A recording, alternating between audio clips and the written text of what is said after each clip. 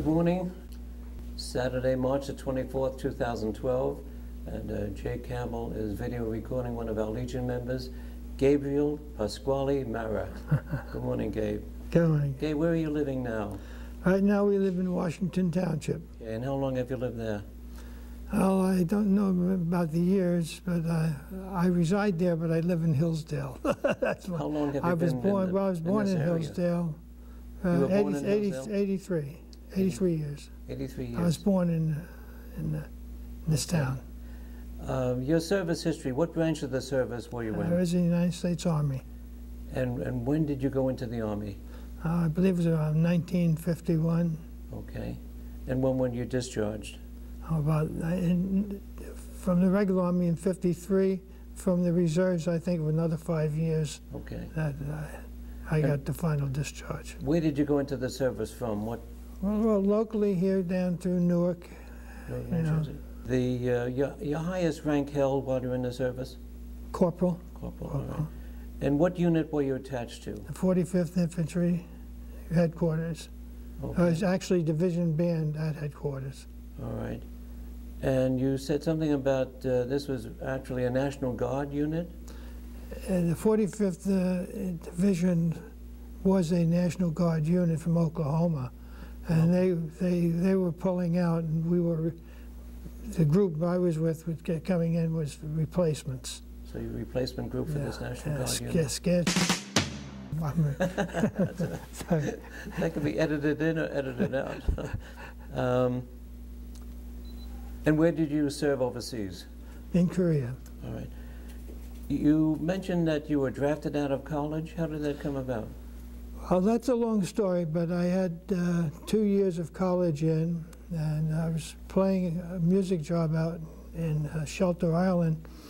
I came home and I got a draft notice, and I tried to fight it. What had happened was I was in the upper third of the class, which was okay, but my records got lost, and the draft board was on vacation, and they wouldn't come back until the second week of September, and I was supposed to leave the first week in September, and I had all the information, and I went in the Army thinking that I'm going to get out. You know, I'm going to get a letter, and all this nonsense is going to stop, you know, the Army routine. Yeah. Well, all of a sudden I got a letter and said, the draft board said that all the wheels were in motion for your enlistment. We can't change it now. So and it was one of the best things that happened. I met some great guys. And where did you take basic training? Fort Dix. You had mentioned that you attended band school. How Yeah, long you was had, in other words, that was an MO as a bandsman. But I was with the 45th Infantry Division Band. That would comprise a lot of things, being playing concert, jazz, just about everything. We were the General's Band. We played marching band, and along with that, we also had to pull regular Army duties. And everyone thought, well, this is an easy job.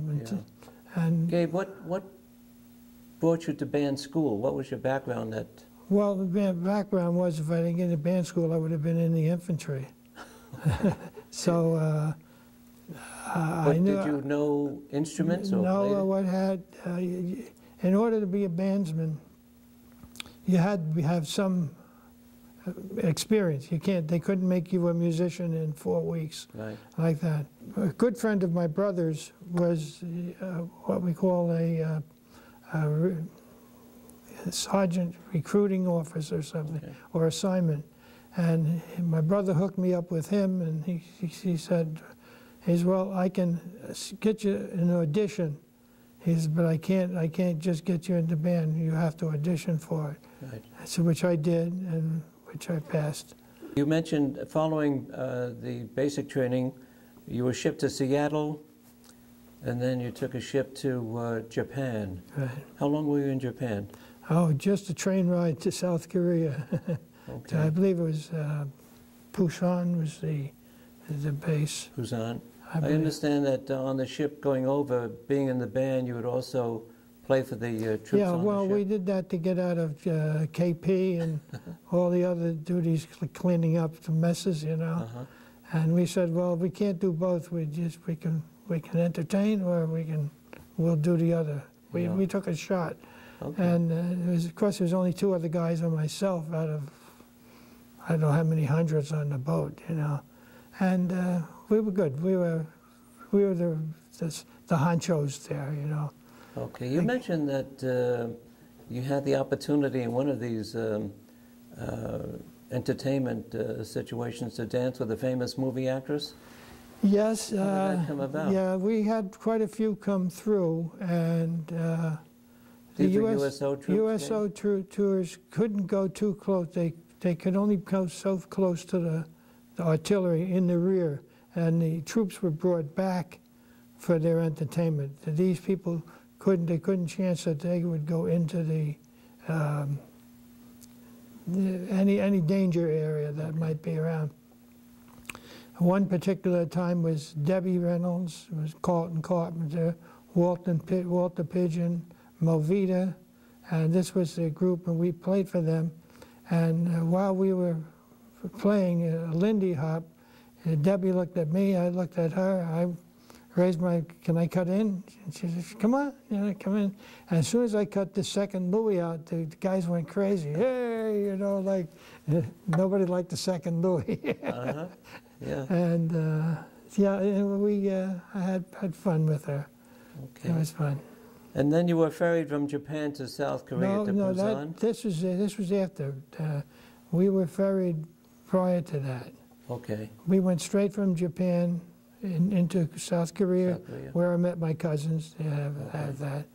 And then we were taken by truck up to the camp. I can't remember whether it was Yeongdeungpo or Tagwani.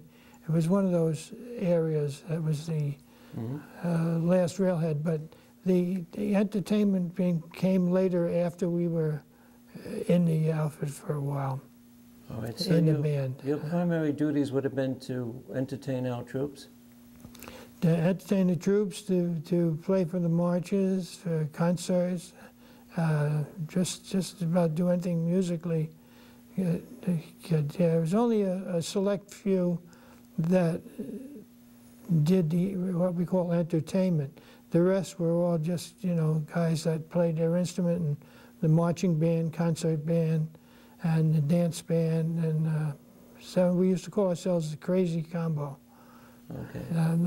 I think it went something like this: Crazy Combo, play so pretty, Crazy Combo, awful witty, you'll like it, you'll love it, 45th Division Band. That was our. Still remember? Oh yeah, I sung it 1,000 times. Yeah. Yeah. You said that while we were not in the up into the front lines, you were close enough to the war? Yeah, we were headquarters. Outfits were only allowed to go so far, but we could hear things happening, particularly at nighttime when the jets. When the jets flew over, they were gone before you saw them. They came in, and not. What they did was soften up for the guys on all these different hills, Pork Chop Hill, and all lot of loss of life. You mentioned about wanting to visit a cousin in a different part of South Korea. Well, ironically, I met one cousin in South Korea when we got off the boat. He was a medic in that outfit, and I felt a little better about seeing how relaxed things were there. But then my other cousin, both cousins from Sea Caucus, Marra's Drugs, they call it, was Angelo, and Angelo was in the artillery. And I got permission, I got a day off to go visit him, but I had to get there my own way and follow my nose, hitch a ride, which I did. And, you know, finally, after many rides, I found them, and they were in the action of shooting. They were bombing artillery, so it took a while for him to come back and greet us, you know. Right. And at the same time, we were stupid. or I was stupid. I didn't put a helmet on, thinking, and all the guys had helmets and everything on.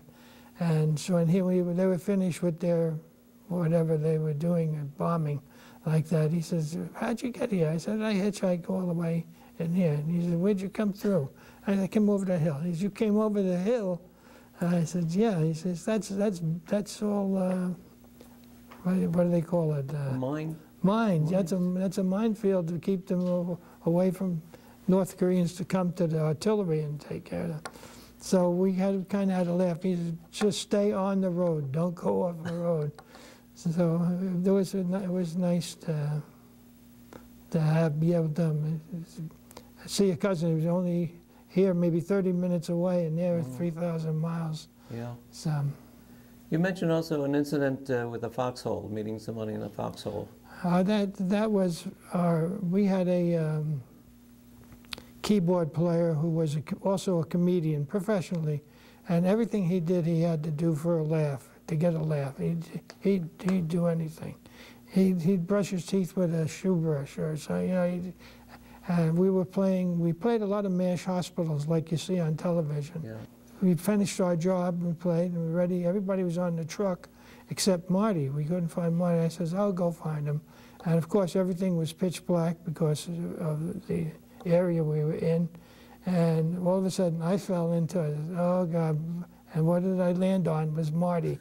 He was laying there waiting for somebody to hear him, you know, and come and get him out. And it was funny at the time, but yeah. Looking at it now is kind of silly. You mentioned about getting a special care package from home. Oh, well, my dad every once in a while would do things, and he'd send us a bottle of wine, homemade, and put it in a loaf of Italian bread, cut it, carve it out, wrap it up, and it came. They passed it through. Nobody knew what it was, and as soon as I opened the bottle up, the guys went crazy, you know, the tent, like that. And I think we finished it in one shot. Was it homemade wine? It was homemade, yes. Okay. Yeah. You received... He did, by the way, he did the same thing for my brother, who was in the Pacific. Wow. And you know, fighting, and he used to send him every so often a bottle like that. Okay. You received a number of decorations and medals and commendations. What were some of the medals that you received? I don't even know. No, commendations, some from South Korea, the government.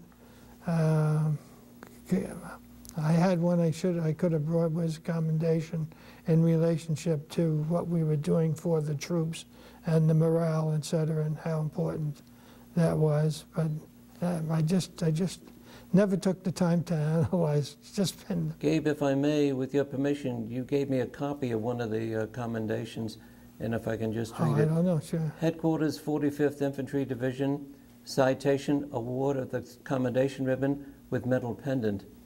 Corporal Gabriel P. Marra, service number, Adjutant General's Corps, United States Army, 45th Infantry Division Band, 45th Infantry Division, is cited for meritorious service in Korea from 4 April 1952 to 5 May 1953. While serving as a bandsman, Corporal Marra played the trumpet with the division's concert, marching, and dance bands. Possessing a vast knowledge of music, Corporal Marra proved an outstanding asset to the band and an inspiration to the men who worked with him. His superior efforts reflect great credit upon himself and the military service. And this came from the headquarters, 45th Infantry Division. Yeah, quite a guy. Yeah, that's all you. But you also got the Korean Service Medal, yes, with 3 Bronze Service Stars, United Nations Service Medal, the New Jersey Distinguished Service Medal, and the Republic of Korea citation or certificate from the President of South Korea. Following the service, Gabe, you came back home and you... When I was out of service, I picked up where I left off. I had finished 2 years at Manhattan School of Music, and I spent two years on a bachelor's degree, that major in trumpet performance. 2 more years I went for my master's degree in music education, and it was without the GI Bill we couldn't have done it because my dad was a barber and just didn't have that kind of resources. But in Manhattan School of Music was originally on the east side, and then they graduated and they bought the Juilliard building. So the Manhattan School of Music now today is one of the leading or the best music schools, colleges around. How did you come into having your business? Was that through your father? That was through my aunt, who was a hairdresser. My dad started the barber shop in Hillsdale. He had, he came from Jersey City, Union City, West New York, worked his way up to Emerson, became a barber in Emerson. We raised photo printers in those stores there. Then he opened up, he moved into Hillsdale, where the coffee places, what's the name of it? He moved there, and then he moved across the street where the bank was, where Myers Tires. And then we bought the house that I was born in. That was about 1928, 29. And his sister became a hairdresser and used to take the train in the morning to come to work, and used to catch a train to go home to work in Jersey City. Now they're doing it now, you know, a lot of things. But she's the one that encouraged me. She said, be a hairdresser, have something.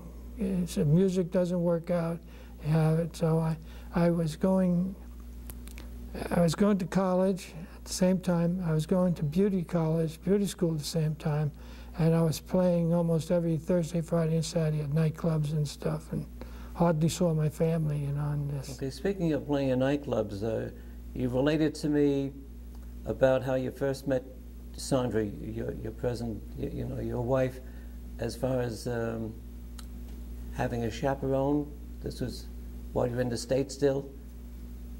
Oh, well, you mean the incident where I was playing out in Shelter Island? Yeah. Then when I came home, I got the notice about being drafted, and then when I realized I had to go, I had to make my commitment because we were under contract with the band to play at I think they used to call it the Silver Dollar, and